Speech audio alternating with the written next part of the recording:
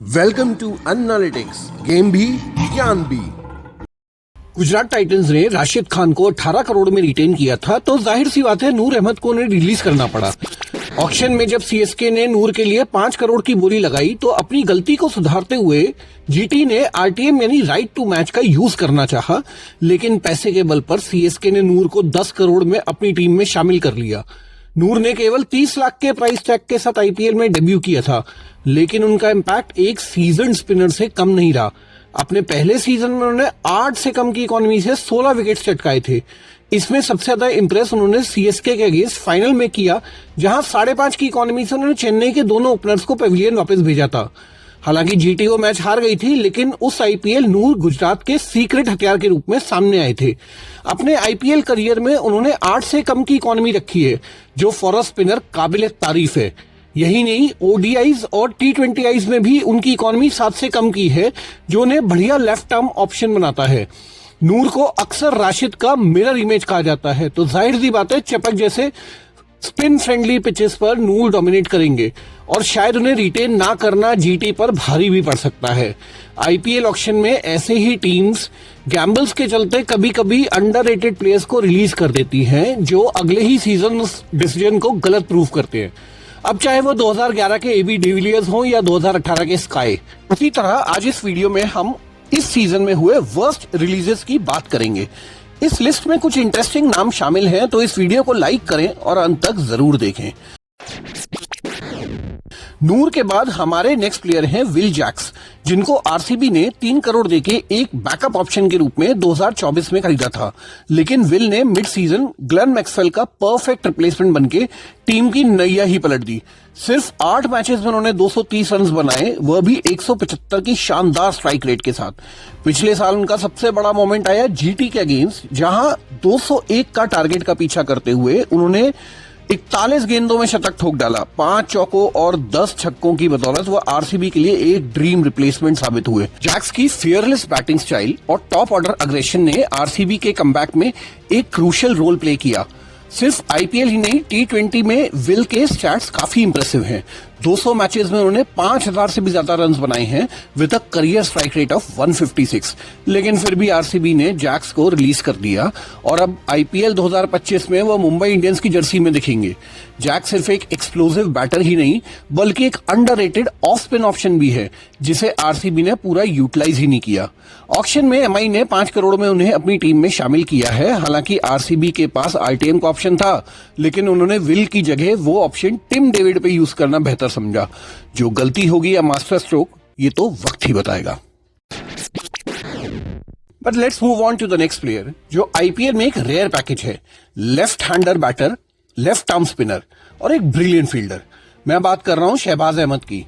2020 में आरसीबी के साथ आईपीएल डेब्यू करने के बाद उन्होंने ऑलराउंडेड स्किल से हर साल कुछ ना कुछ इंपैक्ट दिखाया है। 2021 में सनराइजर्स हैदराबाद के अगेंस्ट एक ही ओवर में 3 विकेट्स लेना हो या आरसीबी के मिडिल ऑर्डर और स्पिन डिपार्टमेंट को संभालना हो, शहबाज हर साल हेडलाइंस में रहे हैं। 2024 में एसआरएच के साथ उनका सीजन काफी प्रॉमिसिंग रहा, जिसमें चुनिंदा चांसेस में उन्होंने 130 की स्ट्राइक रेट से 216 रन्स बनाए और वहीं बॉल से भी 7 विकेट्स चटकाए। उनकी असली वर्थ क्वालिफायर 2 में पता चली, जहां जायसवाल, पराग और अश्विन को आउट करके एसआरएच को फाइनल तक पहुंचाने में उन्होंने एक अहम भूमिका निभाई। लेकिन ऑक्शन से पहले एसआरएच का उन्हें रिलीज करना एक सरप्राइजिंग मूव था। लखनऊ सुपर जायंट्स ने 2.4 करोड़ में शहबाज को अपने स्क्वाड में शामिल किया है और यह एकाना स्टेडियम की स्पिन फ्रेंडली कंडीशंस उनके लिए बहुत वैल्यूएबल साबित हो सकती हैं। एसआरएच ने उन्हें रिलीज करके शायद उनकी वैल्यू अंडर एस्टिमेट की है, लेकिन एलएसजी के लिए यह एक परफेक्ट लो कॉस्ट इन्वेस्टमेंट बन सकते हैं, जो लखनऊ के लोअर ऑर्डर को और स्ट्रांग बनाता है। जहां शाहबाज के ऑलराउंडेड परफॉर्मेंस अंडररेटेड रहे हैं, वही इस लिस्ट में एक ऐसे प्लेयर भी है जिनकी कैप्टेंसी काफी अंडररेटेड है। उन पे जाने से पहले बात करते हैं एक ऐसे प्लेयर की जिसे इस साल हम माही भाई से गाली खाते नहीं देखेंगे। जी हां, मैं बात कर रहा हूं दीपक चाहर की, जिनका चेन्नई सुपर किंग्स से रिश्ता 2018 से लेकर 2024 तक चला। पावर प्ले में deadly swing, early breakthroughs और एमएस धोनी का भरोसा उनको सीएसके का एक इररिप्लेसेबल पेसर बनाता था। लेकिन गुगली फेंकते हुए सीएसके ने उन्हें 2025 ऑक्शन से पहले रिलीज कर दिया, जिसकी वजह से ऑक्शन में एमआई, पंजाब और खुद चेन्नई ने बोली लगाई थी। वैसे तो सेकेंड डे चेन्नई के पास सिर्फ 13 करोड़ ही थे, लेकिन अपनी गलती को ठीक करने के लिए वह चाहर के लिए 9 करोड़ तक गए, लेकिन अंत में मोटा भाई की टीम ने उन्हें 9.25 करोड़ में खरीदा। अगर स्टैट्स की बात करें तो अब तक दीपक ने 77 विकेट्स लिए हैं with an economy of less than 8। जी हाँ, जनरली वो महंगे साबित होते हैं, लेकिन हर मैच में वो विकेट लेके ही जाते हैं। ओवर टाइम उनकी बॉलिंग स्ट्राइक रेट कम होती आई है, जो सबूत है उनकी विकेट टेकिंग एबिलिटी की। हालांकि लास्ट ईयर इंजरीज के चलते वो ज्यादा खेल नहीं पाए, लेकिन 2023 में 15 की स्ट्राइक रेट से उन्होंने 13 विकेट चटकाए थे। लेकिन अब चाहर वानखेड़े की फास्ट और बाउंसी ट्रैक पे जसप्रीत बुमराह और ट्रेंट बोल्ट के साथ एक डेडली पेस ट्रायो बनाएंगे। अपने पहले मैच में तो चाहर सिर्फ 1 विकेट ही ले पाए, बट सीएसके उन पर नजर जरूर रखेगी। इसी तरह हमारे अगले प्लेयर तो केकेआर के लिए कैप्टन बन के आ रहे हैं। अजिंक्य रहाणे को वैसे तो टेस्ट क्रिकेट का स्पेशलिस्ट माना जाता है, लेकिन चेन्नई सुपर किंग्स के साथ आईपीएल 2023 में उन्होंने अपने सारे क्रिटिक्स की बोलती बंद कर दी थी। 173 की शानदार स्ट्राइक रेट से उन्होंने फास्ट पेस 326 रन बनाए, जो सीएसके की टाइटल जीत में बहुत बड़ा योगदान बना। एमएस धोनी के ट्रस्ट ने रहाणे के गेम को एक नए सिरे से खुलने दिया। आईपीएल 2024 में भी relative to other team members उनकी परफॉर्मेंस काफी बढ़िया थी, जिसमें 124 की स्ट्राइक रेट से उन्होंने 242 रन बनाए थे, लेकिन प्लेऑफ्स के लिए क्वालिफाई ना होने की वजह से उनकी परफॉर्मेंस को इनकंसिस्टेंट बताया गया और फिर ऑक्शन से पहले ही उन्हें रिलीज कर दिया गया, जो कहीं ना कहीं एक टैक्टिकल डिसीजन था। ऑक्शन में रहाणे को इनिशियली किसी ने नहीं खरीदा, लेकिन लास्ट मोमेंट पर केकेआर ने 1.5 करोड़ में उन्हें अपनी टीम में शामिल किया और यह मूव अब एक मास्टर स्ट्रोक लग रहा है, क्योंकि एक्सपीरियंस की वजह से केकेआर ने अय्यर की जगह रहाणे को कैप्टन बनाया है, जो सही भी है, एज उनकी लीडरशिप आईपीएल और डोमेस्टिक क्रिकेट में हाईली रेटेड है। 2020-21 में बीजी टीम में हिस्टोरिक टेस्ट सीरीज जीत हो या फिर मुंबई के लिए सैयद मुश्ताक अली ट्रॉफी, रहाणे बस एज अ कैप्टन ही नहीं बल्कि बैट से भी टीम को लीड करते आए हैं। बात करते हैं टी नटराजन की, जिनका सफर एक अंडररेटेड सक्सेस स्टोरी रहा है। आईपीएल में अपनी पिन पॉइंट यॉर्कर्स और डेथ ओवर्स में अपनी बॉलिंग की वजह से उन्होंने खूब सुर्खियां बटोरी हैं। 9 विकेट्स के साथ उनका लास्ट आईपीएल भी बढ़िया गया था। हालांकि वो थोड़े महंगे साबित हुए, लेकिन उस सीजन के टॉप 10 बॉलर्स में उनकी इकोनॉमी नंबर 3 पर है। फिर भी एसआरएच ने उन्हें रिलीज कर दिया। एसआरएच के लिए नटराजन एक मैच विनर बन सकते थे। उन्होंने 2022 में भी 18 विकेट्स ली थी विद एन एवरेज ऑफ 22। उनका T20I और आईपीएल एक्सपीरियंस उन्हें किसी भी टीम के लिए एक वैल्यूएबल एसेट बनाता है, लेकिन फिटनेस कंसर्न्स और इंजरीज के चलते शायद एसआरएच ने उनका कॉन्ट्रैक्ट रिन्यू नहीं किया। फिर भी आईपीएल के 61 मैचेस में 67 विकेट्स और 8 की इकोनॉमी रेट दिखाता है कि वह अब भी एक top class left arm pacer है। इसी के चलते डीसी ने लगभग 11 करोड़ में उन्हें सीजन अपने नाम करा है, जो नटराजन को केएल और स्टार्क के बाद इस ऑक्शन डीसी का मोस्ट एक्सपेंसिव बाय बनाता है। सेकेंड लास्ट प्लेयर पे जाने से पहले मैं ऑनरेबल मेंशन देना चाहूंगा वॉशिंगटन सुंदर को। एसआरएच का उन्हें रिलीज करना अब तो बिल्कुल भी सेंस नहीं बना रहा। लास्ट आईपीएल उन्हें इतने चांसेस नहीं मिले, but he is playing T20Is for India and as a spin allrounder उन्होंने काफी सिलेक्टर्स को इंप्रेस किया है।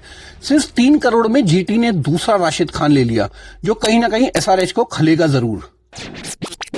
Second last player on the list is Mahesh तीक्ष्णा, जिनको अक्सर एक मिस्ट्री स्पिनर में गिना जाता है, क्योंकि उनके T20 performances consistently world class रहे हैं।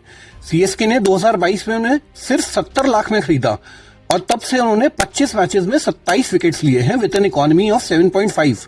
लेकिन आईपीएल 2024 में सैंटनर की फिरकी के कारण तीक्ष्णा को सिर्फ 5 मैचेस ही मिले, जिसमें वो अपनी क्लास दिखाने में असमर्थ रहे।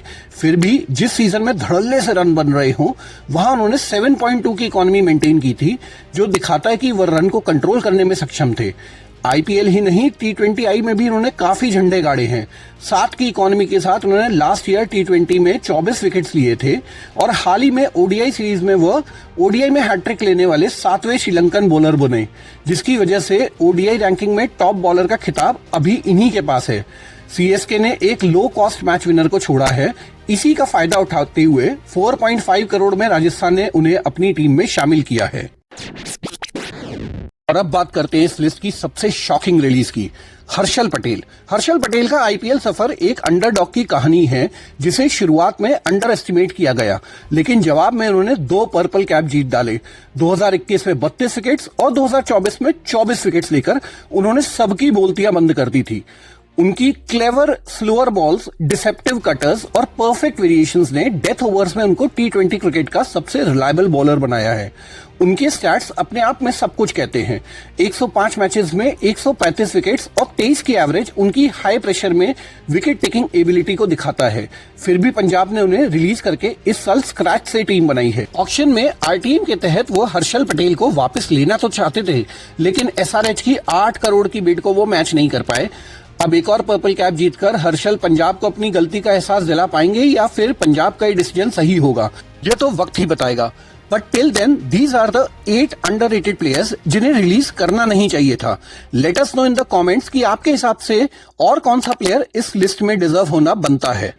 मैं आपसे मिलता हूं एक और नई वीडियो में, तब तक के लिए नमस्कार।